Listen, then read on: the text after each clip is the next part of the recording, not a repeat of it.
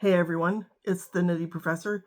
Let's talk Shanks, specifically Shanks and heritage boots. Now, I always love a good shank, partly because I love a good leather sole. And if you're gonna have a leather sole, you need a good shank. So we could start with what is the purpose of a shank. So a shank is going to be sort of located in this area of your boot between where the ball of your foot is and the heel is. You've got, this space here in a lot of models.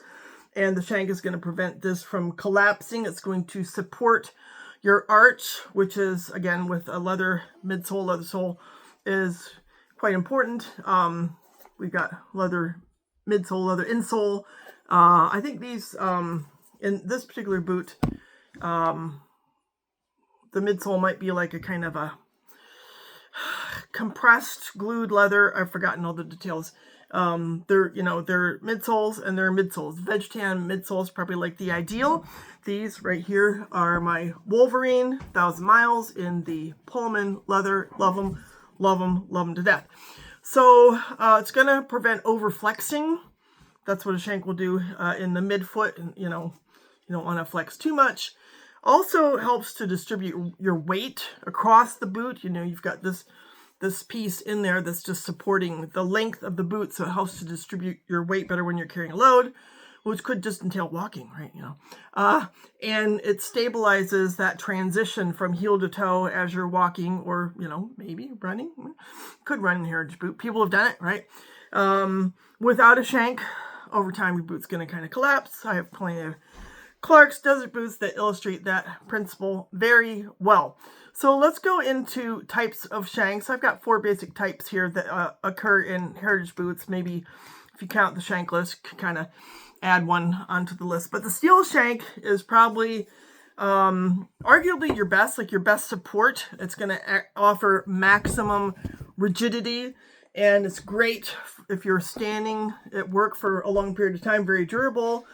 It's not going to break down. It's stuffed in there between the sole and the midsole. So it's not going to go anywhere. It's not going to rust. Nothing's going to happen to it. It's very, very sturdy. These are what is used in the Red Wing Iron Rangers, for example, blacksmiths, a lot of the more traditional Red Wing boots. Truman boots also use the steel shank. This pair happens to be my Iron Rangers from the Writer's Room, the Hamburg model 4331. Gotta check my old eyes there. And they're very, very stable, very, very sturdy. This part of the boot, it's not going to go anywhere. It's not going to bend. And yeah, especially once I get this part of the boot really comfy, I can wear those all day. I have a pair of Red Wing Iron Rangers, a couple actually, that I can just wear all day long. And Truman boots uses that too. I've got a pair of Trumans here somewhere, I think. Actually, no. I'm wearing the Trumans. Haha. Joke's on me. But I have multiple pairs of Trumans, and they typically also, especially in the more traditional models, are going to use a steel shank. I like to refer to my Trumans and how they wear like tanks, and part of the reason for that is the steel shank. Now, if there are any cons at all, it could tend to have a slower break into the boot because they're not going to give it all. There's, not that like natural flex that you would have in like a leather shank. And they could be a little heavier. It's not going to add a whole lot of weight though to a boot to have, that little shank in there. So you're not going to have quite as much natural flex in the boot. But there are a lot of pros, I think, and that's why a lot of heritage boot companies use them. Even Allen Edmonds does, according to my research. So, and feel free to chime in with other boots that that use steel shank. Now, my favorite shank personally is probably the leather shank. And the boot that I have to illustrate that is these beautiful Parkhurst Alleghenies. So this one has a leather shank. It's very traditional construction. These are made in Spain. This is a kudu leather. So we've got leather midsole and a nice ridged sort of Norwegian welt going on there, 360 degree, and leather insole. So between those layers, the sole and the midsole, there is a leather shank. Lighter than steel. It's going to flex, a lot more, which to me is more comfortable. I don't walk around carrying 100 pounds on my shoulders a lot of times. Even my German Shepherd is getting too big for me to lift. He's pushing 70 pounds.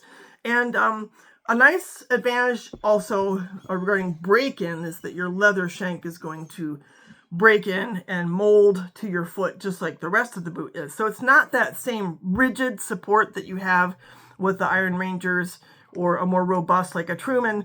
But certainly, you know, for most applications, I mean, it's like dog walking, working in gardens, primary shopping, going to school, etc. It's going to be a great bet. Now, they can compress over years of heavy use, you know, if you're to really like, you know, mountain hike, whatever, in them years at a time, then, you know, after a while it could actually collapse. But that would take a lot of doing. You know, this is a lot different from a boot that has no shank.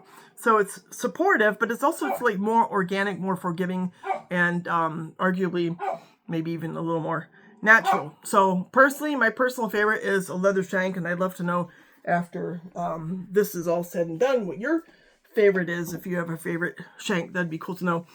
Now, a more expensive shank that you'll find in some heritage boots would be in these babies, which is the Wolverine 1000 Miles, which is a fiberglass shank. So based on my research, got a lot of dog barking out there. I better go walk them. The Wolverine 1000 Mile does use a fiberglass shank. I think there's some other brands, like maybe some models of Grant Stone, maybe older Parkhurst. I'm not sure. I think my older Parkhursts have a fiberglass shank, whereas the new ones here have leather. So it's a pretty strong shank, and it does offer like a little flex. And again, so this is, you know, a half leather sole, so I definitely need to have some kind of shank in there. And it's good compromise. It's pretty comfortable for walking. It's not going to corrode or anything like that. It's like less authentic. You know, they're not going to have used these fiberglass shanks 100 years ago. It's also not quite as rigid as steel. So I think as far as shank options go, it's probably, you know, like a third tier, not necessarily best. Better than not having one, but not as good as leather, and certainly not as supportive as steel. So I probably save a few bucks on these Wolverine 1000 Miles. I love these boots to death. I'm not complaining, but, you know, just observing, that's what is in there, and it might have shaved, I don't know, 10 or 15 bucks off the price. I don't know.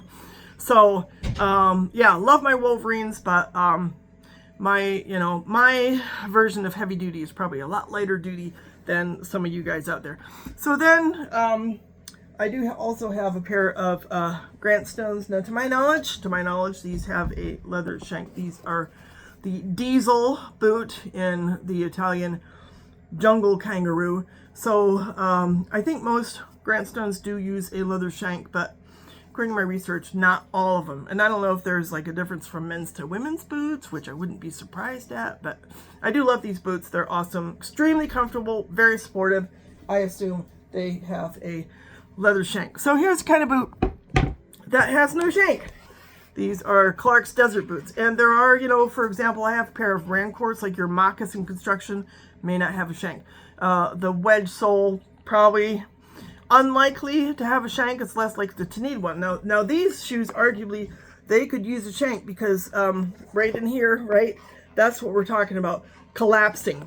I'm not going to complain. So these boots are very lightweight, and they do feel kind of like a slipper. There are certain things I'm probably not going to use them for, but as you can tell, I've used these shoes for a lot of things. So because they're practically destroyed. These babies are 10 years old. 10 years old. I mean, you know, that's the classic Clark's, not like your cheap mall store kind. I actually bought these in Berlin. And they even have a leather insole. So that's crazy. They're constructed well enough to have that. But this is what happens, you know, when you don't have a shank in there. So that's like the lesson. So I think shanks have a very prominent place in heritage boots. And, you know, not having a shanks, it makes the break-in a breeze, right? You know, immediately comfortable. Like in those Rancourt boots that I have, the Harrison Redux, I'm pretty sure there's no shank in there. Flexible, lightweight, so comfortable. But, you know, if you have any kind of problem at all with your arches, you're probably not going to want that. it's also not going to give quite the stability, and they're not going to last as long. So it's a sneaker-like feel. Sometimes we like the sneakers, but usually I steer away from those. So as far as kind of a breakdown of who has what kind of shank, the Red Wing Iron Ranger, as I said, it's kind of an old school, we need that heavy support steel shank. These were originally built for miners, and they put their boots to a lot of tough use. We're going to keep this leather midsole from collapsing. It's a very stiff break-in. It's kind of a negative, but very stable over the long haul. So these boots are going to hold up really well because of that steel shank. Now, if we're talking about like the Parkhurst with the leather, it's maybe slightly more comfortable. I like the traditional nature of it. It's very like heritage, true to the heritage sort of tradition and all that. It's a little less rigid, easier to break in. I mean, these babies they have been very easy to break in. I have zero complaints. Very easy to break in with that leather shank, and I still get the support I need because I'm not using them on a construction site. As far as Truman's, also neglect to get a pair out. Actually, I don't know. I have a box here, but the boots are on my feet, so apologies for that. But they are also generally going to have a steel shank in the more heritage boots, not the the mock toe, the crepe sole boots, but they're almost overbuilt. I've said this a few times. They're just like tanks. They're so rugged. And also still very comfortable because of the last, because of how roomy they are. So they're heavy and stiff, but boy, are they durable. Very durable. Once you get them broken in, you're just never going to go back. And let me see here. I've got kind of a big picture comparison, but what I would be more interested in is knowing what your experience is with Shanks and like what your preference is, and if I've said anything wrong or anything. Like I say with the fiberglass, I don't have an issue with it, but I understand that it's not typically heritage, and the leather is a bit of an improvement over that. But it's nice that there are options out there, and everybody's foot is different, and everybody wears their boots differently. So another way of looking at it is that there's something out there for everyone in the heritage boot world, and hopefully you're finding that that is true for you too. So put some comments. Let me know what you know about Shanks, if you've learned anything, and if you have any opinions about the kinds that are out there, if I've said anything wrong, and if you might want to add some more boots in the mix, like Vibergs or what kind of Shanks they use, and which ones you think are more historically accurate, or if that's even an issue. So thanks for listening, guys. You all take care. We'll talk soon. Bye.